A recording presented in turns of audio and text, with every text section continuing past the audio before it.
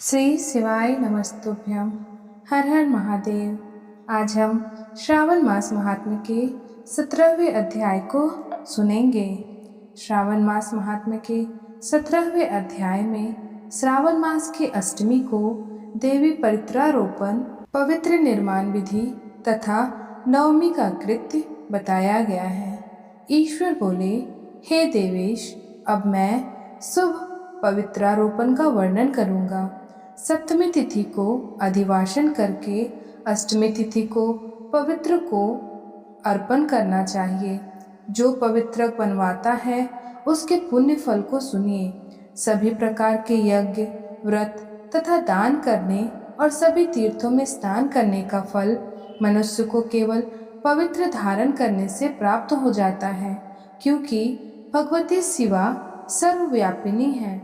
इस व्रत से मनुष्य धनहीन नहीं होता, उसे दुख, पीड़ा तथा व्याधियां नहीं होती, उसे शत्रुओं से होने वाला भय नहीं होता और वह कभी भी ग्रहों से पीड़ित नहीं रहता। इससे छोटे बड़े सभी कार्य सिद्ध हो जाते हैं। हे वत्स, मनुष्यों तथा राजाओं के विशेष करके स्त्रियों के पुण्य की वृद्धि के लिए इससे श्रेष्ठ कोई व्रत नहीं है। हे तात, सौभाग्य प्रदान करने वाले इस व्रत को मैंने आपके प्रति स्नेह के कारण बताया है। हे ब्रह्मपुत्र, श्रावण मास के शुक्ल पक्ष की सप्तमी तिथि को अधिवासन करके देवी के प्रति उत्तम भक्ति से संपन्न वह मनुष्य सभी सामग्रियों से युक्त होकर सभी पूजा द्रव्यों, गंध, पुष्प, फल आदि अनेक प्रकार के नैवेद्य तथा वस्त्राभरण आदि संपादित करके इनकी शुद्धि करे। इसके बाद पंचगव्य का प्राशन कराए, चरु से दिग्बलि प्रदान करे तथा अधिवासन करे। उसके बाद सदृश वस्त्रों तथा पात्रों से इस पवित्र को आचाचित करे। पुनः देवी के उस मूल मंत्र से उसे 100 बार अभिमंत्रित करके सर्व शोभा समन्वित इस पवित्र को देवी के समक्ष समर्पित करे। इसके बाद देवी का मंडप बनाकर रात्रि में जागरण करे और नट नर्तक तथा वारंगनाओं के अनेक विध कुशल समूहों और गाने बजाने तथा नाचने की कला में प्रवीण लोगों को देवी के समक्ष स्थापित करे। इसके बाद प्रातः काल विधिवत स्नान करके पुनः बलि प्रदान करे। इसके बाद विधिवत देवी की पूजा करके स्त्रियों द्वारा द्विजों को भोजन कराएं। पहले देवी को पवित्र अर्पण करें और अंत में दक्षिणा प्रदान करें।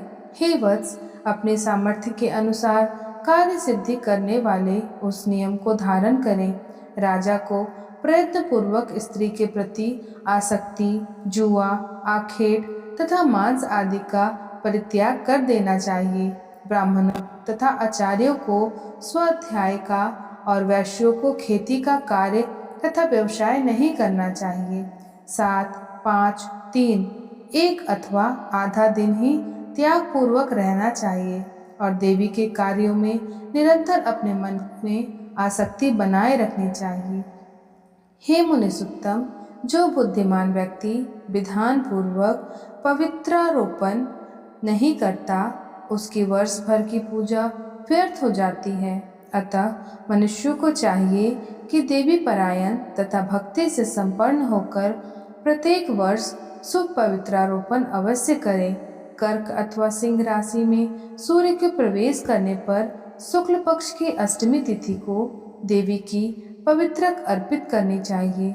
हे सनत कुमार, इसके ना करने में दोष होता है, इसे नित्य करना बताया गया है। सनत कुमार बोले, हे देवाधिदेव, हे महादेव, हे स्वामिन, आपने जिस पवित्र का कथन किया है वह कैसे बनाया जाता है, उसकी संपूर्ण विधि बताइए।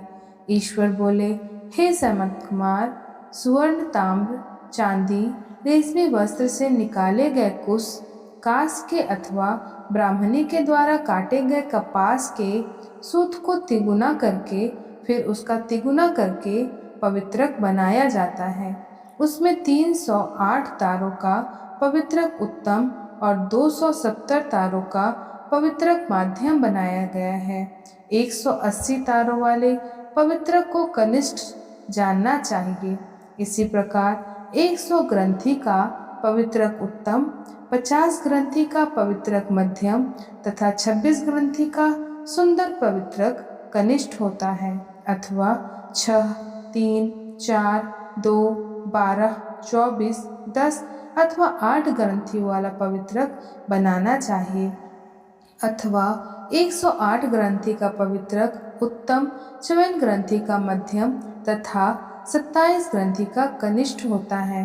प्रतिमा के घुटने तक का लंबा पवित्रक उत्तम, जंघा तक का लंबा पवित्रक मध्यम तथा नाभि पर्यंत पवित्रक अधम कहा जाता है। पवित्रक की सभी शुभ ग्रंथियों को कुमकुम से रंग देना चाहिए। इसके बाद अपने समक्ष शुभ सर्वोत्र भद्र मंडल पर देवी का पूजन करके कलश के ऊपर बांस के पात्र में पवित्रकों को रखें। 3 तार वाले पवित्रक में ब्रह्मा, विष्णु तथा शिव का आवाहन करके स्थापित करें। इसके बाद का सुनिए। 9 तार के पवित्रक में ओंकार, सोम, अग्नि, ब्रह्मा, समस्त नागों, चंद्रमा, सूर्य, शिव तथा विश्व देवों को स्थापना करें। हे सनत कुमार, अब ग्रंथियों में स्थापित किए जाने वाले देवताओं का वर्णन करूंगा। क्रिया, पौरुषी, वीरा, विजया, अपराजिता, मनोन्मनी, जया, भद्रा, मुक्ति और ईशा ये देवियां हैं। इनके नामों के पूर्व में प्रणव तथा अंत में नमः लगाकर ग्रंथि संख्या के अनुसार क्रमशः आवाहन करके चंदन आदि से इनकी पूजा करनी चाहिए। इसके बाद प्रणव से अभिमंत्रित करके देवी को धूप अर्पण करना चाहिए। हे सनत कुमार, मैंने आपसे देवी के उस शुभ पवित्रारोपण का वर्णन किया है। इसी प्रकार अन्य देवताओं का भी पवित्रारोपण प्रतिपाद आदि तिथियों में करना चाहिए।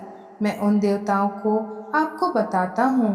कुबेर, लक्ष्मी, गौरी, गणेश, चंद्रमा, बृहस्पति, सूर्य, चंडिका, अम्बा, वासुकी, ऋषिगण, चक्रपाणि, अनंत, शिवजी, ब्रह्मा और पितृ। इन देवताओं की पूजा प्रतिपाद आदि तिथियों में करनी चाहिए।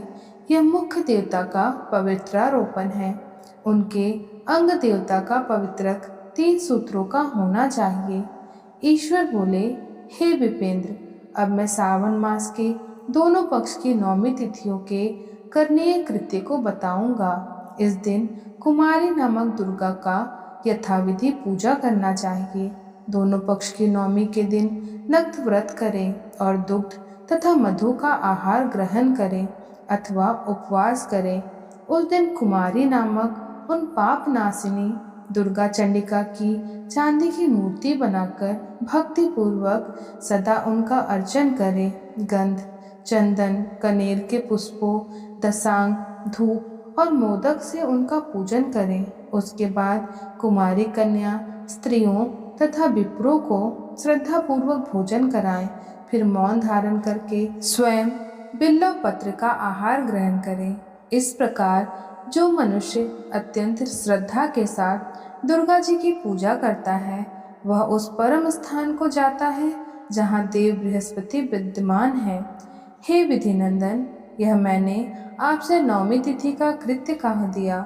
यह मनुष्यों के सभी पापों का नाश करने वाला है, सभी संपदाएं प्रदान करने वाला, पुत्र पौत्र आदि उत्पन्न करने वाला और अंत में उन्हें उत्तम गति प्रदान करने वाला है। इस प्रकार श्री स्कंद पुराण के अंतर्गत ईश्वर सनत कुमार संवाद में श्रावण मास महात्म्य में अष्टमी तिथि को देवी पवित्रारोपण नामक 17वां अध्याय पूर्ण हुआ।